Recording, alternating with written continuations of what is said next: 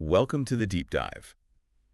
Today we're tackling something I think a lot of us wondered about back in 2020. Oh, yeah. What's that? Just how on earth did those groundbreaking COVID-19 treatments appear so incredibly fast? Uh, I mean, it felt It's, unprecedented. it really did, like pulling a medical rabbit out of a hat, wasn't it? Yeah.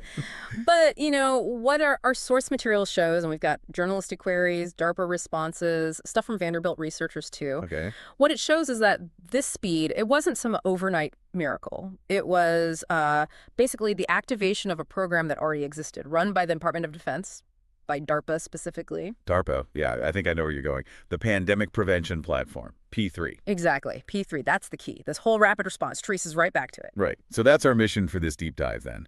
Let's unpack how this defense tech program, P3, managed to compress what usually takes years, maybe a decade, into just weeks. Yeah, how did they manage that incredible acceleration, shifting timelines from, the standard months to years down to days to weeks? It really did shatter the mold. So tell us about P3. What was it actually designed to do before COVID even existed? Well, P3 was fundamentally about foresight. It wasn't about COVID specifically. It was a 2 to 4 year effort aimed at building the capability to respond super quickly to any new viral threat. Any threat. Yeah. The sources call it one that's not fully mature. Exactly. Not fully mature. So they were essentially building this rapid response fire engine, years before the big fire broke out. They wanted the tools ready. So it wasn't just a plan on paper. They'd actually tested this capability. Oh, yeah. The sources are clear on this. They'd already run successful capabilities demonstrations, like practice runs. For what kind of viruses? They do it for rapid antibody discovery against threats like MERS, Zika, even seasonal flu. So they knew the process worked. They'd kick the tires, basically. And who was doing the actual science, the groundwork for these demonstrations? Vanderbilt University. They pop up in the sources as a key P3 performer. They were heavily involved in these real-world tests. So when SARS-CoV-2 hit, The teams were already there. The tech was warmed up. The communication lines were established. It wasn't starting from zero, not even close. okay, let's get into the tech then. Because compressing lab work, that takes months. Hmm? How do you actually do that? What was the engine inside P3? The secret weapon, according to the sources, was proprietary microfluidic technologies. Microfluidics. Okay, explain that a bit. Like tiny pipes. Sort of, yeah. Yeah. Think about traditional antibody screening, big trays, lots of manual steps, waiting. Microfluidics shrinks all that down. Mixing, analyzing, selecting. It all happens on these tiny chips, like postage stamp size. So it's automating and miniaturizing the whole discovery lab. Precisely. You can blast through huge libraries of potential antibodies incredibly fast, much faster, and frankly more efficiently than the old ways. This just massively sped up that crucial first step, finding the antibody that actually works against the new virus. That explains the speed. Now, something else I saw in the sources was an international partner for cutting-edge U.S. defense tech. Yeah, it might seem surprising, but it shows how this kind of R&D works. It's competitive, it's global. DARPA's selection process is open. And they picked a Canadian company. Abceller, yeah, based in Canada.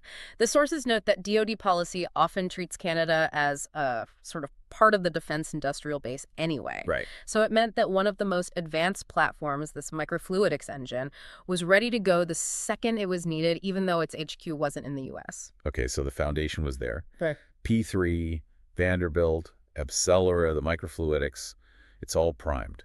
Yeah. Now let's talk about the moment it all clicked into gear. COVID-19 arrives.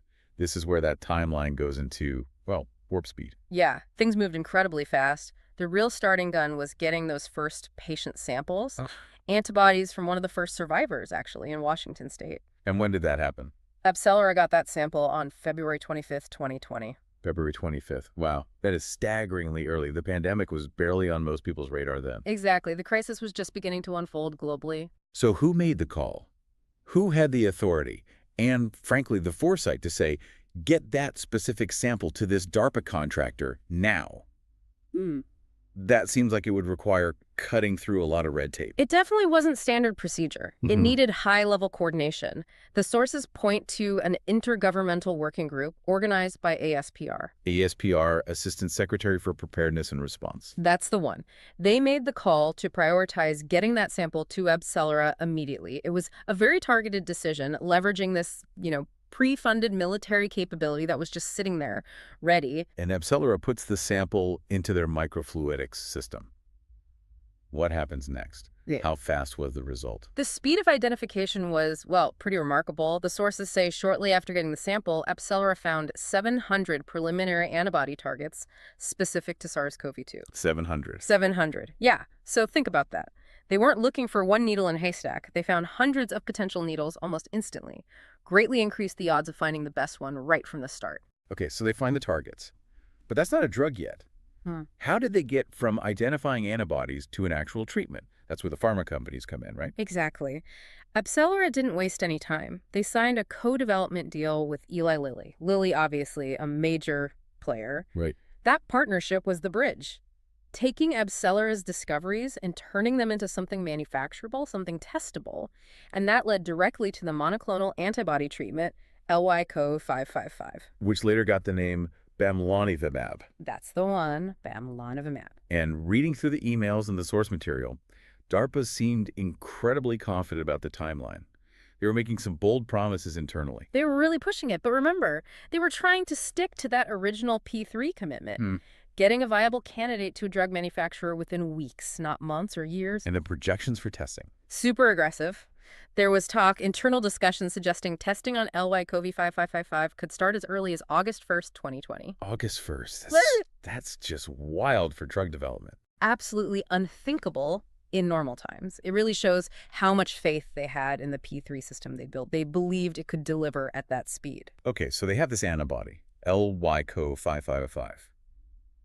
Let's talk about what it actually was as a treatment, because the speed is amazing, but what kind of solution did P3 actually produce? Were there limitations? That's a really crucial point, and yeah, the sources are quite specific. DARPA themselves described these monoclonal antibodies as a short-term solution, a temporary measure. Right, not a cure-all. Definitely not. It was the kind of rapid countermeasure. P3 was designed for quick, deployable, but not the final answer, Not a replacement for vaccines down the line. Can you break down that difference for us? How does a monoclonal antibody treatment work compared to a traditional vaccine? People might get those confused. Sure.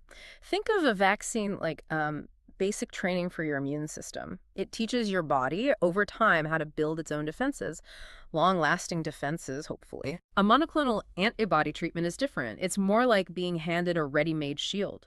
The treatment itself is the defense, these gene-encoded antibodies. It gives you protection almost immediately. Near immediate protection. Yeah. But it doesn't last. Right.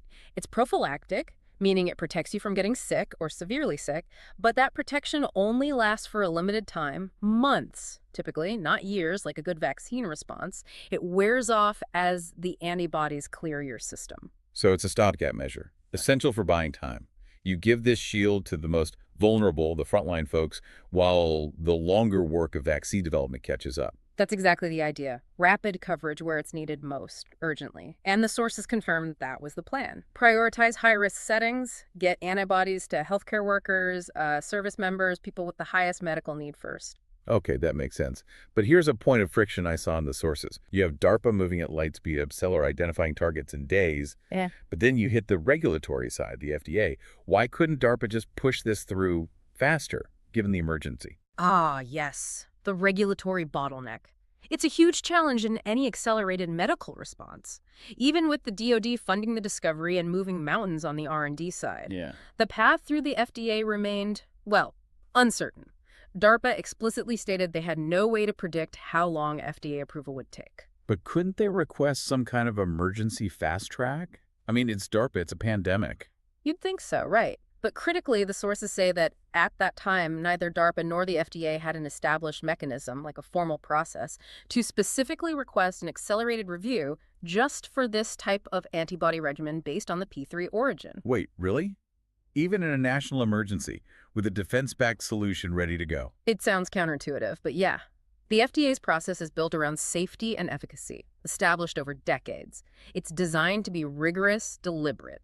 P3 cracked the code on discovery speed, operating under different, defense-oriented rules. But it couldn't just override the established medical regulatory process. Exactly.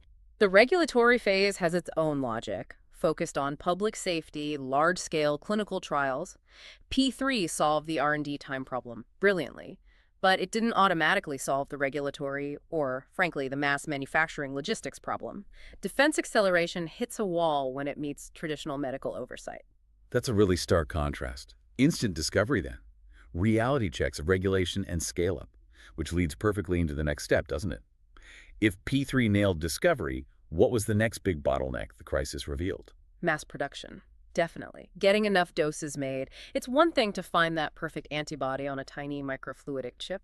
It's a whole other beast to reliably manufacture millions, eventually billions, of doses of that complex biological protein. And that's where the follow-on program comes in, the one mentioned in the sources, RPM. Exactly. RPM, Reimagining Protein Manufacturing. It's the direct successor trying to tackle the production problem head-on, using the lessons learned from P3's success in discovery. So applying that same P3 urgency, but to the factory floor, essentially. Pretty much. The goal is clear.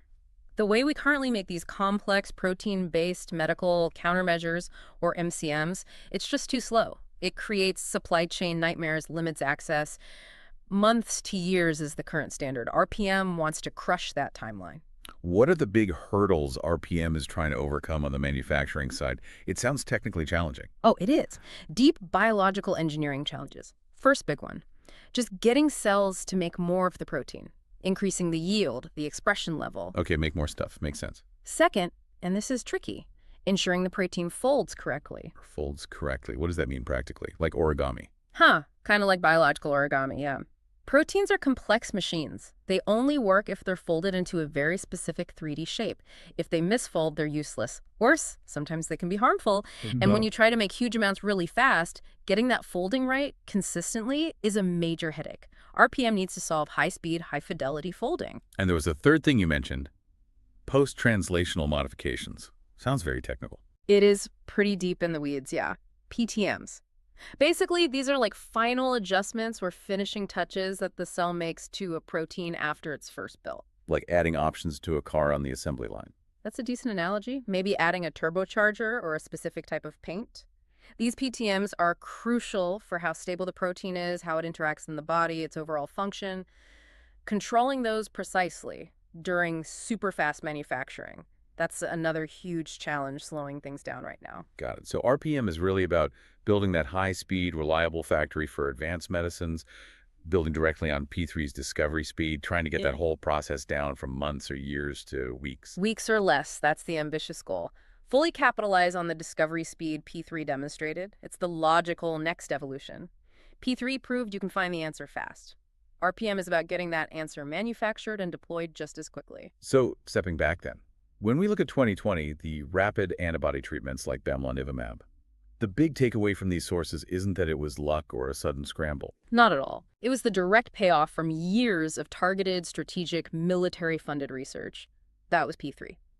Focused specifically on building that rapid response capability, using tech like microfluidics. It worked. They showed you can go from sample to antibody candidate in days or weeks. That's revolutionary. And P3 specifically proved we could handle a viral threat that was, as the sources say, not fully mature, develop a temporary shield fast. Absolutely. And that capability, now that we know it exists and works, it forces a really big question about global preparedness, doesn't it? Which is? Well, if discovery speed isn't the main bottleneck anymore, if the hurdles are now more about regulatory pathways and mass manufacturing scale up, it leaves you wondering, doesn't it? How can we globally, collaboratively leverage these incredibly fast defense-developed platforms like P3 before the next pandemic hits? How do we integrate them effectively so we're not caught flat-footed again, waiting for the slower processes while a new threat accelerates out of control? That really is the critical question for the future, isn't it? How to bridge that gap between military speed and civilian application before the next crisis. A really fascinating deep dive. Thanks for walking us through all that. My pleasure. It's quite a story buried in those documents. It certainly is. We'll catch you next time on The Deep Dive.